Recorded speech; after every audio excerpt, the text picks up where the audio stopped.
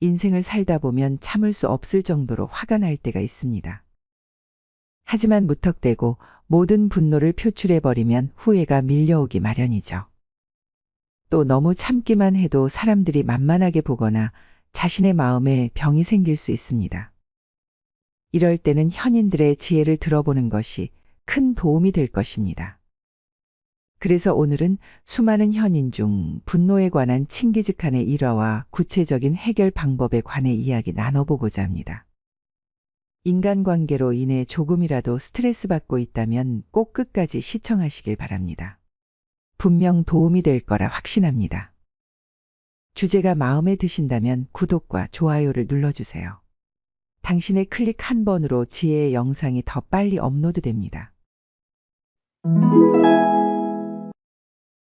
요즘 뉴스에서는 정신적 문제나 분노장애를 이유로 끔찍한 범죄를 저지르는 사례들이 잦습니다. 분노는 이처럼 많은 사람들에게 큰 피해를 주는 감정입니다. 극단적인 예를 들지 않아도 대부분 사람은 삶 속에서 짜증을 내기도 하고 때때로 분노를 표출하기도 합니다. 한번 자신을 돌아보고 생각해 봅시다. 분노를 표출해서 이익을 얻은 적이 있나요? 대부분 분노는 손해를 가져오는 경우가 더 많습니다. 그래서 분노를 표출하기 전에 참고 다시 한번 생각하는 시간을 가져야 합니다. 사소한 일로 시작된 것이 큰 싸움으로 번지게 되는 경우도 많습니다. 싸움의 원인을 되짚어보면 별것 아닌 이유로 분노를 표출한 경우가 많을 것입니다. 이와 관련된 칭기즈칸의 한 가지 일화가 있습니다. 칭기즈칸은 어느 날 부하들과 함께 사냥을 나갔습니다. 그는 사냥을 나갈 때마다 자신이 가장 아끼는 매를 데리고 나갔습니다. 그 매는 칭기즈칸의 어깨에 앉아 사냥감을 찾아주거나 직접 사냥하는 역할을 했습니다. 그러나 그날은 사냥이 잘 되지 않았고 날이 저물어 갔습니다. 부하들은 칭기즈칸에게 돌아가자고 권했지만 그는 사냥을 더 즐기고 싶어서 혼자 남아 사냥터를 돌아다녔습니다. 그러던 중 목마름을 느끼고 있는 참에 바위 틈에서 나오는 물을 발견했습니다. 그는 가방에서 컵을 꺼내 물을 받아 마시려 했지만 어깨에 앉아있던 매가 갑자기 손을 쪼아 물을 쏟아버렸습니다. 칭기즈칸은 화가 났지만 다시 물을 받아 마시려 했습니다. 그러나 매가 다시 한번 손을 쪼아 물을 쏟아버렸습니다.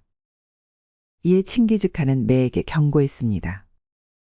내가 너를 아끼지만 다시 한번 물을 쏟아버리면 너의 목을 치겠다. 라고 말하며 칼을 뽑았습니다. 그러나 매는 다시 한번 물을 쏟아버렸고 결국 칭기즈칸은 매의 목을 치고 매는 죽어 발 아래로 떨어졌습니다. 그러나 매를 죽인 후 칭기즈칸은 이상한 생각이 들었습니다. 평소에는 이런 행동을 보인 적이 없었기 때문입니다. 그래서 물이 나오는 바위 틈을 자세히 보니 샘물 가운데에 맹독을 가진 독사가 죽어 있었습니다. 그 모습을 보고 칭기즈칸은 눈물을 흘리며 매에게 사과했습니다. 그리고 크게 깨달았습니다. 분노가 차오를 때는 아무 일도 하지 말아야 했다. 화를 참지 못하고 했던 일의 결과를 보니 너무나도 후회스럽구나. 좀 잘못한 일이 있더라도 벗은 벗이다. 그 후 칭기즈칸은 누가 잘못을 저지르더라도 쉽게 판단하지 않고 신중하게 행동하게 되었습니다. 이러한 그의 큰 그릇을 보고 많은 인재들이 그에게 목숨을 걸게 된 것입니다. 그리하여 그는 세계에서 가장 넓은 영토를 손에 넣었던 정복자이자 위대한 군주가 될 수 있었습니다. 이처럼 자신의 의견에 반대하는 주변 사람의 조언은 불쾌하게 들릴 때가 많습니다.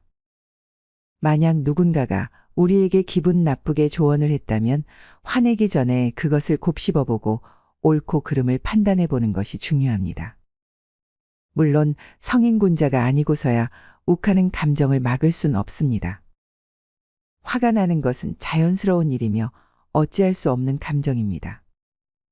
그러나 화가 나는 것과 화를 내는 것은 다릅니다. 그러니 화를 내느냐 참느냐는 우리가 선택할 수 있는 것입니다. 누군가 당신을 정말로 화나게 했다면 상대방을 위해서가 아니라 당신을 위해 1분을 가져보세요.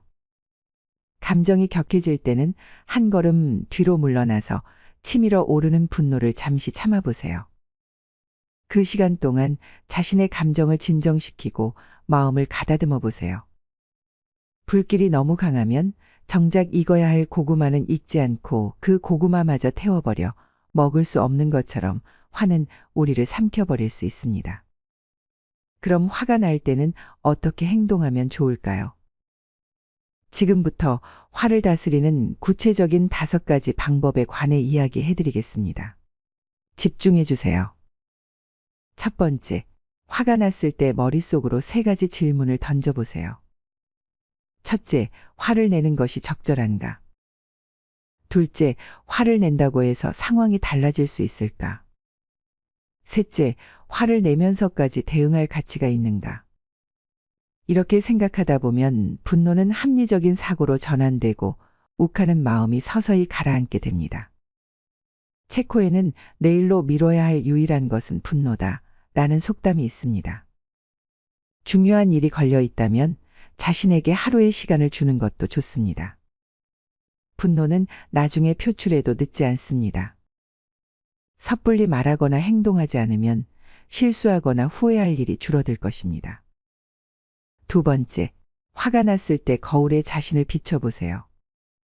찌푸린 얼굴을 보면 그 얼굴을 바꾸기 위해 무언가를 해야겠다는 동기가 생깁니다. 강제로라도 미소를 지어보세요.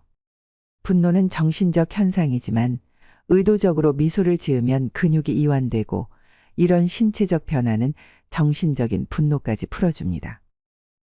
세 번째, 탄수화물을 섭취하세요. 분노는 세로토닌 수치와 밀접한 관련이 있습니다. 공격적이거나 폭력적인 성향을 보인 사람들의 세로토닌 수치는 정상보다 훨씬 낮습니다. 세로토닌이 부족할 때는 반드시 탄수화물을 통해 이를 보충해야 합니다. 세로토닌의 부족이 장기화되면 예민해지고 짜증을 쉽게 내며 우울증을 유발하기도 합니다. 네 번째, 소중한 물건을 만지며 참아보세요. 분노를 다스리거나 그 감정을 전환할 수 있는 대상물을 항상 가지고 다니는 것이 좋습니다. 묵주나 염주를 만지며 깊게 숨을 쉬거나 스마트폰에 가족이나 아이들의 사진을 저장해두고 분노가 치밀어 올라올 때 그 사진을 보며 감정을 잠시 멈추는 것이 큰 도움이 됩니다. 강한 분노는 다른 감정들보다 지속 시간이 짧아서 중간에 한 번이라도 흐름이 끊어지면 그 강도가 크게 줄어듭니다. 다섯 번째, 운동으로 분노를 풀어보세요. 화를 무조건 참는 것은 건강에 좋지 않습니다. 그러므로 이럴 땐 운동만 한 것이 없습니다. 운동을 할 때 우리 뇌는 다양한 신경 전달 물질을 분비하는데 이 중 세로토닌과 엔도르핀은 스트레스를 완화해 정서적 안정감을 줍니다. 특히 꾸준한 유산소 운동은 긴장이나 불안을 감소시켜 짜증과 분노의 재발을 막는데 큰 도움이 됩니다. 가끔 격한 운동을 통해 도파민을 분비시키면 스트레스와 공격성을 배출하는 효과를 얻을 수 있습니다. 만약 건강상의 문제와 같은 특별한 이유로 운동을 하지 못한다면 노래 부르기나 화초 가꾸기 등의 취미 생활을 하는 것도 분노를 푸는 데 도움이 될 수 있습니다.